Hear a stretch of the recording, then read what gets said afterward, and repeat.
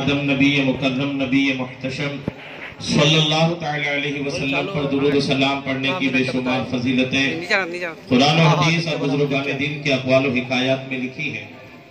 انہی فضائل میں سے ایک فضیلت درود پاک پر آپ کی دلچسپی کو بڑھانے اور آج کے موضوع کی مناسبت سے پیش کرنے کی سعادتیں حاصل کر رہا ہوں، توجہ سے سنیے۔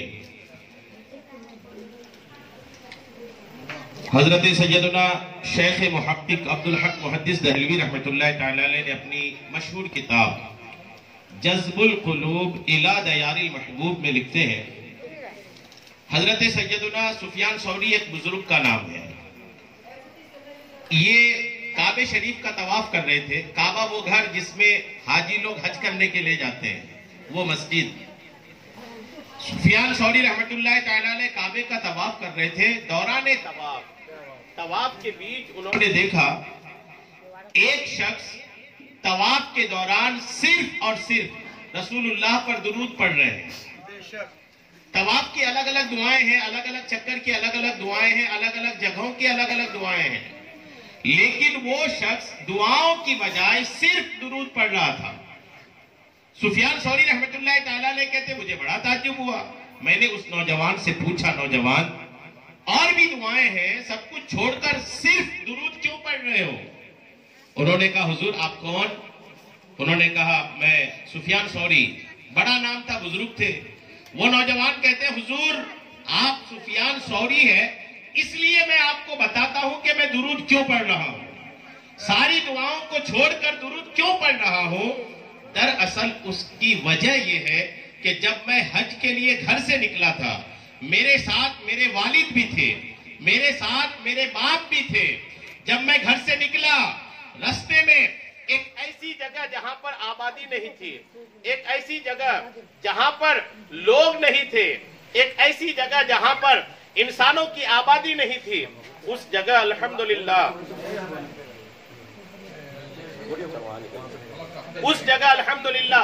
حالات کچھ یوں درپیش ہوئے کہ میرے والد کی طبیعت بگڑتی ہے، اور جب والد کی طبیعت بگڑی تو حالات یوں ہوئے کہ وقت آتے آتے میرے والد کی طبیعت اتنی بگڑ گئی کہ میرے والد کا اسی جگہ انتقال ہو گیا۔ میرے والد کے انتقال کے بعد میں کیا دیکھتا ہوں کہ مرنے سے پہلے جو میرے والد کا چہرہ خوبصورت تھا، مرنے سے پہلے جو میرے والد کا چہرہ گورا تھا، مرنے کے بعد چہرہ کالا پڑ گیا، خوبصورتی بدصورتی میں تبدیل ہو گئی۔ مجھے بڑا ڈر لاحق ہوا، مجھے بڑا غم لاحق ہوا کہ آخر میرے والد کا کون سا ایسا برا عمل اپنا اثر دکھا رہا ہے کہ موت کے بعد میرے والد کا چہرہ بگڑ گیا۔ ابھی میں اپنے والد کی میت کے پاس بیٹھا ہی تھا، وقت کافی ہو رہا تھا، انسانوں کی آبادی نہیں تھی، میں سفر میں تھا، جنگل و بیابان تھا، لوگ آئے اور میرے والد کو کفنائے دفنائے، اس انتظار میں میں بیٹھا تھا۔ کافی لیٹ ہونے کی وجہ سے میری آنکھ لگتی ہے، نیند آتی ہے، اونگ آتی ہے۔ وہ نوجوان کہتے ہیں جیسے ہی مجھے نیند آئی میرے آنکھیں تو بند ہوئی لیکن میری قسمت کا ستارہ چمکا۔ میں کیا دیکھتا ہوں کہ ایک حسین و جمیل، ایک خوبصورت چہرہ والا ایک بزرگ تشریف لائے ہیں اور آ کر کے میرے والد کے چہرے پر ہاتھ پھیر رہے ہیں، اور جیسے ہی میرے والد کے چہرے پر ہاتھ پھیرا، ان کی ہاتھوں کی برکتوں سے میرے والد کا چہرہ پھر سے نورانی ہو گیا، پہلے سے زیادہ خوبصورت ہو گیا۔ اب وہ ہاتھ پھیر کر جانے لگے۔ وہ نوجوان کہتے ہیں میں ادب سے کھڑا ہوا اور ان کی بارگاہ میں عرض کیا حضور میرے والد پر مرنے کے بعد اتنے بڑے احسان کرنے والے آپ ہیں کون اور میرے والد کی مدد کیوں کیے؟ اب وہ بزرگ شخص کا جواب سنیے۔ شیخ محقق عبدالحق محدث دہلوی رحمۃ اللہ علیہ لکھتے ہیں کہ وہ بزرگ شخص جواب دیتے ہیں اے نوجوان کیا تم نے مجھے پہچانا نہیں؟ میں تمہارا نبی اللہ کے رسول حضرت محمد مصطفیٰ صلی اللہ تعالی علیہ وسلم ہوں۔ اس نے عرض کیا یا رسول اللہ آج تو میری قسمت کی عید ہو رہی ہے، میرے والد پر کرم ہوا، مجھے خواب میں زیارت ہوئی، یا رسول اللہ اتنی دور چل کے آ کے میرے والد کی مدد آپ نے کیا، میرے والد کا کون سا کام آپ کو پسند تھا جس کی وجہ سے آپ تشریف لائے؟ سبحان اللہ سبحان اللہ۔ میرے والد کا کون سا کام، کون سی نیکی، کون سا عمل آپ کو اچھا لگ رہا تھا کہ آپ خود تشریف لائے؟ نبی کا جواب سنیے. آپ کے نبی فرماتے ہیں کہ روزانہ تمہارے والد کا عمل تھا کہ وہ مجھ پر کثرت سے درود پڑھا کرتا تھا. تمہارے والد نیکیوں کے معاملے میں سست تھے، نیکیاں اچھی نہیں تھی، ان کی اعمال اچھے نہیں تھے، جس کی وجہ سے مرنے کے بعد چہرہ خراب ہو گیا تھا.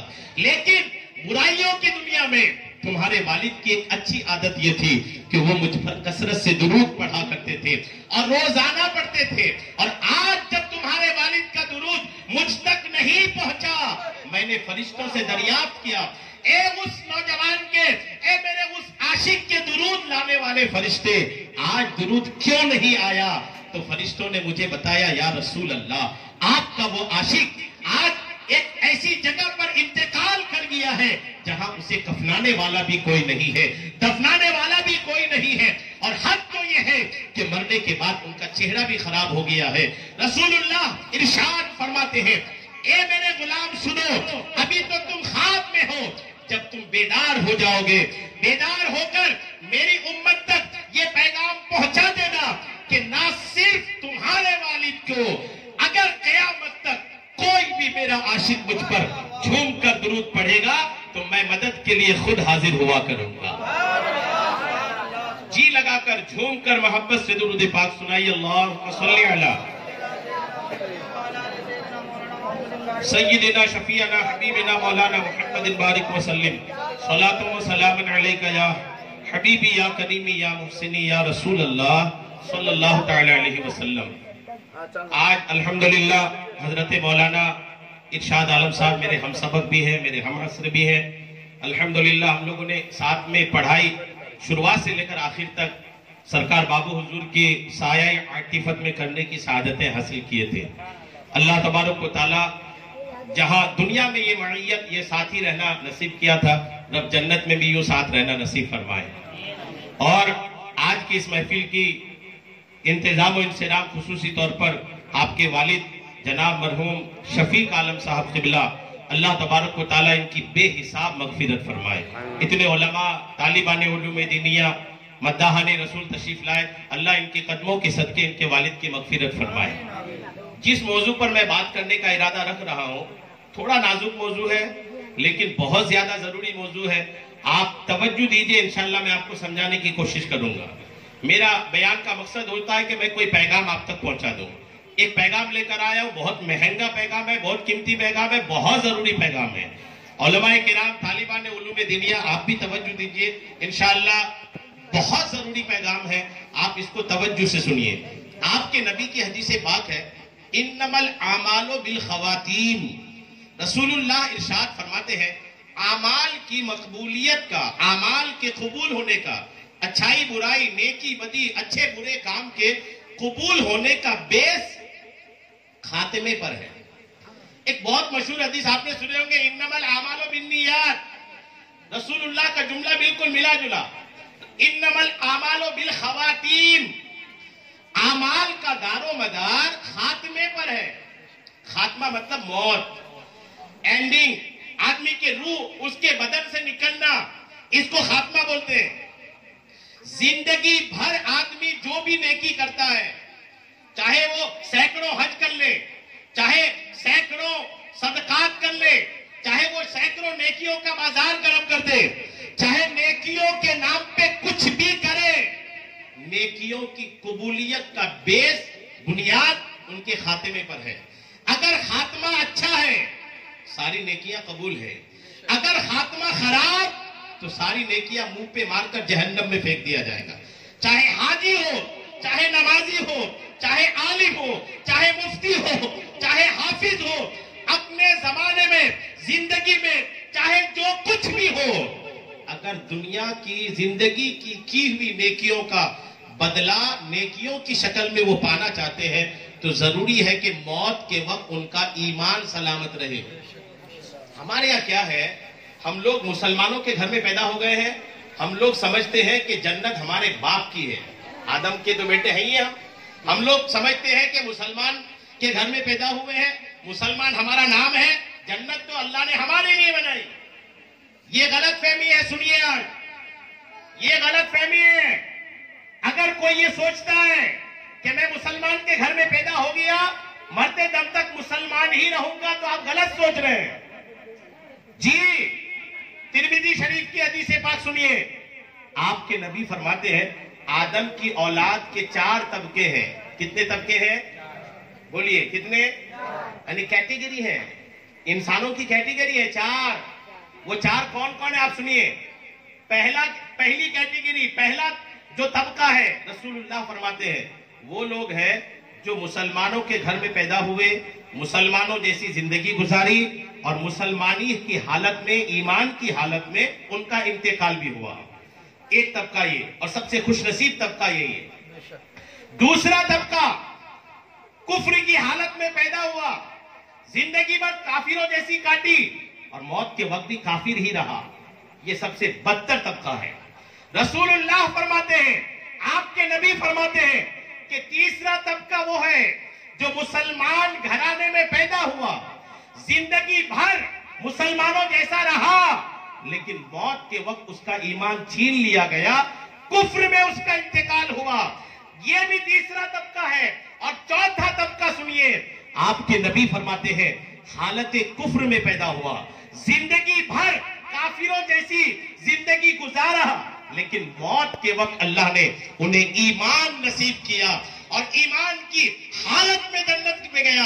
اب آپ سنیے, وہ طبقہ جس کے بارے میں نبی نے فرمایا مسلمان گھر میں پیدا ہوا, مسلمانوں جیسی زندگی گزاری, اور پھر موت کے وقت اگر ایمان چھن گیا, اب وہ چاہے حاجی ہو, چاہے نمازی ہو, چاہے عالم ہو, چاہے مفتی ہو, چاہے اپنے وقت کا کوئی تقوی شعار پرہیزگار ہو, اگر موت کے وقت ایمان سلامت نہیں رہا تو جس طرح ایک اصلی کافر جہنم میں جلے گا, ویسے ہی زندگی پر مسلمان رہنے والا شخص بھی جہنم میں جلے گا. کیا آپ نے سنا نہیں وہ واقعہ کہ ایک یہودی شخص مسلمانوں کے بازار میں رمضان کے مہینے میں ٹہل رہا تھا. سب سنے ہوں گے, لیکن جو آج نقطہ میں دینا چاہتا ہوں سنیے. یہودی تھا, اپنے بچے کو لے کر مسلمانوں کی بازار میں, رمضان کا مہینہ, یہودی کا بیٹا بازار سے لیا, کچھ کھانے لگا, باپ نے زور سے تھپڑ مارا. شرم نہیں آتی؟ رمضان کا مہینہ, مسلمانوں کے بازار میں دن کو کھا رہے ہو, مسلمان روزہ رکھے, مسلمان روزہ رکھے. تو بیٹا نے باپ سے پوچھا, آج کے دور کا بیٹا رہا ہوگا, آج بھی بیٹے باپ کے سامنے منہ چلاتے ہیں. خدا کے بندے, جو زبان باپ کے سامنے چلے نا, چلنے سے پہلے اس زبان کو کتا کاٹ لے تو بہتر ہے. زبان باپ کے سامنے تیز چلنے کے لیے نہیں, زبان باپ کے سامنے جی ابو, جی امی, یہ کرنے کے لیے ہے. رب نے زبان دیا, اس کی احسان کی ناشکری نہ کرے. اس بچے نے باپ سے پوچھا, ابو رمضان میں آپ بھی کھاتے ہو, میں اکیلے تھوڑی کھا رہا. تو باپ جو یہودی تھا اس نے کہا, بیٹا کھاتا میں بھی ہوں, لیکن رمضان کی عزت کرتے ہوئے میں گھر میں چھپ کر کھاتا ہوں, تمہاری طرح دکھا کر نہیں کھاتا. یہودی تھا, وہ مر گیا. کسی نے خواب میں دیکھا جنت میں ٹہل رہا ہے. جی کہاں ٹہل رہا ہے؟ جنت میں. جو دیکھ رہا تھا خواب وہ مسلمان تھا. پوچھا, یہودی تو جنت میں کیسے آ گیا؟ کہنے لگے, رمضان کی عزت کرنے کی وجہ سے مرتے وقت, جب میں مر رہا تھا اس وقت اللہ نے مجھے توفیق دی ایمان لانے کی, اور میں ایمان لا کر پھر انتقال کیا. نماز نہیں پڑھا, روزہ نہیں رکھا, حج نہیں کیا, نیکیوں کی دنیا میں کچھ بھی نہیں کیا, لیکن جنتی. کہنا کیا چاہ رہا ہوں, اگر زندگی بھر انہوں نے کفر میں رہا, موت کے وقت اسے ایمان کی دولت مل گئی, ویسے ہی ایسا بھی ہوتا ہے کہ آدمی زندگی بھر مسلمانوں جیسا رہا, لیکن موت کے وقت اس کا ایمان چھین جاتا ہو اور کفر میں اس کی موت ہوتی ہو. رسول کی حدیث یہ بتا رہی ہے کہ یہ بھی ہوتا ہے. اور صرف یہ سبھی کس کس کا ہوتا ہے, تھوڑا یہ بھی آپ ایک بیک گراؤنڈ دیکھیے. سفیان ثوری رحمت اللہ تعالیٰ علیہ کا ہی واقعہ ہے. ایک شخص کو انہوں نے دیکھا, سفیان ثوری رحمت اللہ علیہ کو, کہ کعبے کا غلاف پکڑ کے, کعبے کی چادر پکڑ کے دعا کر رہے, مولا میرا خاتمہ ایمان پہ فرمانا, مولا میرا خاتمہ ایمان پہ فرمانا. میری قوم کی نوجوان مردوں اور نوجوان لڑکیوں, آپ لوگ سنو, وہ نوجوان کعبے کا غلاف پکڑ کے کہہ رہا تھا, مولا میرا خاتمہ ایمان پہ کرنا، مولا موت کے وقت میرے ایمان کو سلامت رکھنا۔ سفیان ثوری نے اس نوجوان کو پکڑا، کہا اور کوئی دعا کیوں نہیں مانگ رہے ہو؟ اور بھی دعائیں ہیں، صرف ایمان پر خاتمے کی دعا کیوں مانگ رہے ہو؟ تو اس نوجوان کا جواب سنیے، وہ کہتے ہیں حضور میرے 3 بھائی تھے۔ کتنے بھائی تھے بولیے؟ میرے 3 بھائی تھے۔ میرا ایک بھائی 40 سال تک ایک مسجد میں بنا اجرت کے اذان دیا، 40 سال تک بنا پیسے کے مسجد میں اذان دیا، اور جب اس کی موت کا وقت آیا، 40 سال کا فری کا مؤذن مسجد میں، اب جب 40 سال فری میں اذان دیا تو نماز بھی پڑھا، 40 سال کا نماز کا پابند، 40 سال کا مؤذن، جب وہ مرنے کے وقت آیا تو اس نے اپنے گھر والوں سے کہا قرآن لے کر آؤ، گھر والوں سے کہا قرآن شریف لے کر آؤ۔ گھر والے سمجھے موت کا وقت ہے، برکتیں حاصل کرے گا، لیکن جیسے انہوں نے قرآن ہاتھ میں لیا، قرآن ہاتھ میں لے کے وہ مؤذن کہتا ہے جو 40 سال تک بنا کسی تنخواہ کے اذان دیا، وہ کہتا ہے گھر والوں سنو، گواہ ہو جاؤ، میں قرآن کا انکار کرتا ہوں، اللہ اکبر، قرآن کا انکار کرتا ہوں۔ یہ بول کر کے اس کی روح نکل گئی، گھر والے پریشان ہوئے، 40 سال کا مؤذن یہ کیسے بول دیا، لیکن مر گیا۔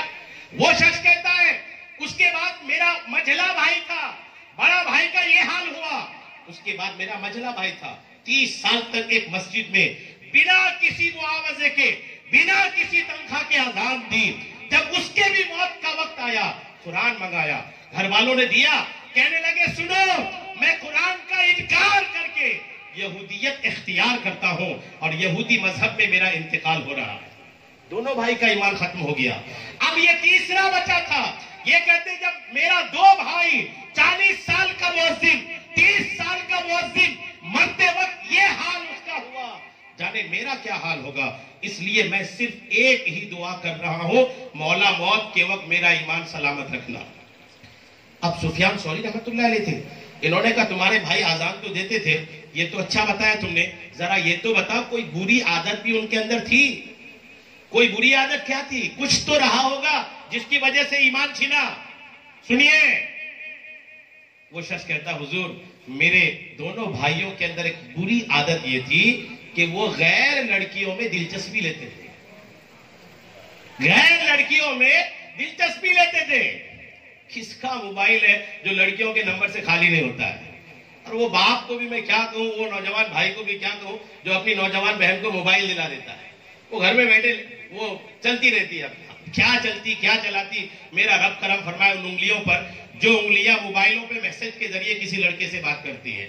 تو بہرحال یہ کہ یہ چل رہا ہے، یہ کوئی میں ہوا کی بات نہیں کر رہا ہوں، نوجوان لڑکوں کے موبائل میں لڑکیوں کا نمبر، لڑکیوں کے موبائل میں لڑکوں کا نمبر، یہ لڑکیاں جو لڑکوں سے بات کرتی ہیں یہ بھی توجہ سے سنیں، اور جو لڑکے شادی سے پہلے کسی لڑکی سے بات کرتی ہے، خدا کے بندے تیری بہن سے کوئی بات کرے تو تجھے کیسا لگے گا؟ جس طریقے سے تیری بہن سے بات کرے کوئی لڑکا تجھے غلط لگتا ہے، ویسے ہی اگر تو کسی بہن سے بات کرتا ہے تو اس کے بھائی کو بھی غلط لگے گا اگر تیرا راز فاش ہو گیا، اور اگر راز فاش نہیں بھی ہوا دنیا سے تو تم چھپا لوگے، میرے خدا سے کہاں چھپاؤ گے؟ یہ ساری باتیں اپنی جگہ ہے، لیکن جو میں چوٹ کرنا چاہتا ہوں، جو لڑکا غیر لڑکیوں میں دلچسپی رکھتا ہے اس کا خاتمہ کفر پر ہو سکتا ہے، جو لڑکی غیر لڑکوں میں دلچسپی رکھتی ہے وہ بھی کافرہ ہو کر مر سکتی ہے۔ جب معاملہ اتنا سنگین ہے، جب معاملہ اتنا سخت ہے، تو آج اسی محفل میں بیٹھ کر توبہ کر کے اٹھیے کہ ہم اپنے موبائل کو پاک و صاف رکھیں گے، اپنے موبائل کو اتنا صاف و پاک رکھیں گے، اگر موبائل میں ہوگا تو رسول اللہ کی نعت ہوگی، اگر موبائل میں ہوگا تو اللہ کا کلام ہوگا، اگر موبائل میں ہوگا تو رسول اللہ کی نعتیں ہوں گی۔ ان چیزوں سے اپنے موبائل کو بھر کے رکھ کے اپنے ایمان کی حفاظت کی کوشش کیجیے۔ ایمان کس کو بولتے ہیں؟ حضرت سیدنا حسن بصری رحمت اللہ تعالیٰ علیہ فرماتے ہیں، احیاء العلوم میں امام غزالی رحمت اللہ علیہ لکھتے ہیں، ایک بزرگ رحمت اللہ تعالیٰ علیہ کا قول ہے، وہ کہتے ہیں کہ اگر میرے کمرے میں، یہ کمرہ یہ صدر دروازہ، یاد رکھیے گا پہلے ایسا ہوتا تھا، صدر دروازے ہوتے تھے محلوں کے، یہ کمرہ یہ صدر دروازہ، وہ بزرگ کہتے ہیں کہ اگر مجھے کمرے میں ایمان کی موت کا آفر ہو، کہ کمرے میں آپ کو ایمان کے ساتھ موت ملے گی، لیکن آپ دروازے تک جاؤ گے تو شہادت ملے گی۔ سنیے، کہتے ہیں کمرے میں ایمان کی سلامتی کے ساتھ موت ملے گی، اور اگر دروازے تک گئے تو شہادت کی موت ملے گی۔ تو بزرگ کہتے ہیں کہ اگرچہ شہادت ایک مرتبہ ہے، لیکن پھر بھی ایمان کے ساتھ موت میں کمرے میں پسند کروں گا۔ کسی نے پوچھا حضور تھوڑا چل کے شہادت کیوں نہیں لیں گے؟ وہ کہتے ہیں اس لیے کہ ہو سکتا ہے یوں چلتے آتے آتے میرا ذہن بدل جائے اور کہیں میں کفر پہ مر جاؤں، اس لیے ایمان کی سلامتی کے ساتھ اپنے کمرے میں ہی مرنا میں پسند کروں گا۔ کیا ہم لوگوں کے اندر بھی یہ ذہن ہے؟ یہ لوگ جانتے ہیں، میں آپ لوگ کو سنا رہا ہوں۔ ایک بہت بڑے عالم ہے حضرت علامہ فخر الدین رازی رحمت اللہ علیہ، سنیے اس کو، بہت بڑے عالم ہے فخر الدین رازی رحمت اللہ علیہ، بہت بڑے عالم۔ جب ان کے موت کا وقت آیا، جب مرنے لگے یہ، شیطان آیا ان کے پاس۔ شیطان آ کے کہنے لگا فخر الدین خوب دین کا کام کیا، خوب دلیلیں دی مسائل پر، اے فخر الدین رازی خدا ایک ہے، تمہارے پاس کیا دلیل ہے؟ خدا ایک ہے، ثبوت کیا ہے؟ فخر الدین رازی بھی عالم تھے، دلیل دیا۔ شیطان بھی کم تھوڑی ہے، اس نے دلیل کاٹ دیا، ادھر سے دلیل ادھر سے کاٹ، دلیل کاٹ۔ اس سلسلے میں حضرت امام فخر الدین رازی رحمت اللہ تعالیٰ نے 360 دلیلیں دی۔ کتنی؟ بولیے نا، 360 دلیلیں دی۔ شیطان سب کو کاٹ دیا۔ امام فخر الدین رازی کہتے ہیں مجھے ڈر لگا کہ کہیں آخری وقت میں شیطان میرا ایمان تو نہیں لے لے گا، کہیں میں خدا کو ایک ثابت نہیں کر پاؤں گا، ایسا تو نہیں ہوگا۔ گھبراہٹ ہوئی، موت کا وقت ہے، اگر شیطان کو چپ نہیں کیا تو کہیں میرا خاتمہ کفر پر نہ ہو جائے۔ اس وقت پیر بھی ایسے تھے۔ امام فخر الدین رازی اپنے پیر کو آواز لگاتے ہیں، آپ کے پیر کا نام شیخ نجم الدین کبریٰ رحمت اللہ تعالیٰ علیہ، آواز دیتے ہیں اے میرے پیر مدد کیجئے، آپ کا مرید شیطان کے نرگے میں پھنستا نظر آ رہا ہے۔ شیخ نجم الدین کبریٰ جو امام فخر الدین رازی کے پیر تھے، میلوں دور کہیں پر وضو بنا رہے تھے، اپنے مرید کی آواز کو سنا اور وہیں سے آواز لگا کر کے کہتے ہیں اے فخر الدین کہہ دو شیطان کو کہ میں بنا کسی دلیل کے خدا کو ایک مانتا ہوں۔ دلیل دو گا تب تو کاٹو گے، دلیل ہی نہیں دینا، کہہ دو بنا کسی دلیل کے خدا کو ایک مانتا ہوں۔ امام فخر الدین رازی نے کہا بنا دلیل کے خدا کو ایک مانتا ہوں، شیطان بھگ گیا، ایمان سلامت رہ گیا۔ آپ کو میں عرض کروں، اپنے کان کھڑے کر لیجئے، جب کوئی مرنے والا رہتا ہے تو شیطان اس کے مرحومین کی شکل میں آ کے بیٹھ جاتا ہے۔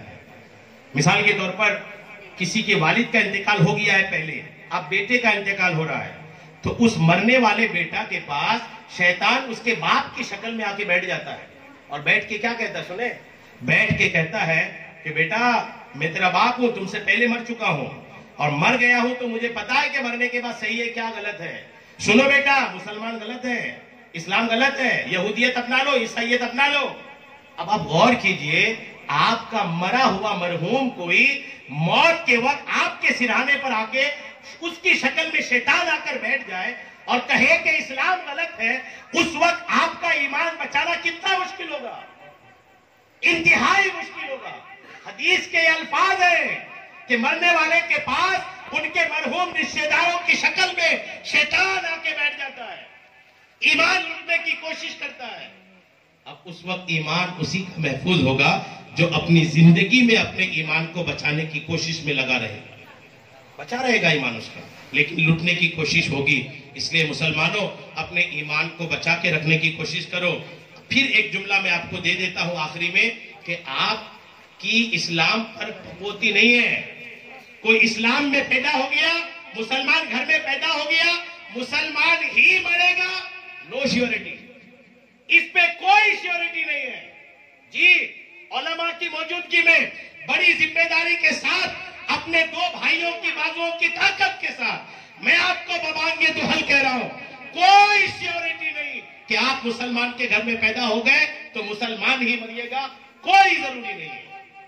کفر پہ موت ہو سکتی ہے، اگر کفر پہ موت ہو گئی تو ہمیشہ جہنم میں جلنا پڑے گا۔ اب آپ کہو گے ہمیں بچانا ہے ایمان، سوچ بنی ہوگی نا کہ بچانا ایمان، اگر ایمان بچانا ہے تو میرے اس جملے پہ غور کر کے اپنے دل پہ نقش کر لیجئے. اگر آپ کو ایمان بچانا ہے تو یہیں سے توبہ کر کے اٹھیے. نہ گانا سنیں گے نہ گانا گائیں گے. آپ کو کہ میں یہی کیوں کہہ رہا ہوں؟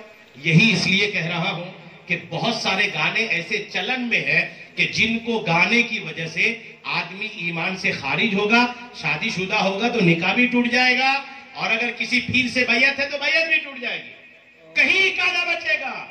آپ کہو کہ میں وہی تھوڑی گاتا ہوں یا گاتی ہوں. خدا کے بندے بندیوں, تم کو پتا کہاں ہے کہ کس کو گانے سے آپ کا ایمان چلا جائے گا؟ آپ نے سیکھا کہاں ہے؟ آپ نے تو میک اپ کی کوشش کیا, سجنے سجاوٹ کی کوشش کیا, زندگی کی تعلیمات کی کوشش کی. آپ نے ایمانیات کی تعلیم حاصل ہی کہاں کیا ہے؟ آپ کو پتا ہی کہاں ہے کہ کیا بولنے سے ایمان جاتا ہے, کیا بولنے سے آپ کافر ہو جائیں گے؟ آپ کو پتا ہی کہاں ہے. اور جب آپ کو پتا نہیں ہے تو پوچھنے والوں سے پوچھئے.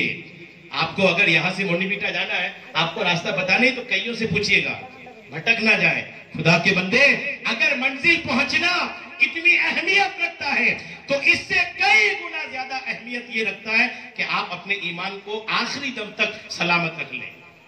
ایمان کو سلامت رکھنے کے لیے گانا چھوڑنا پڑے گا, گانا چھوڑنا پڑے گا.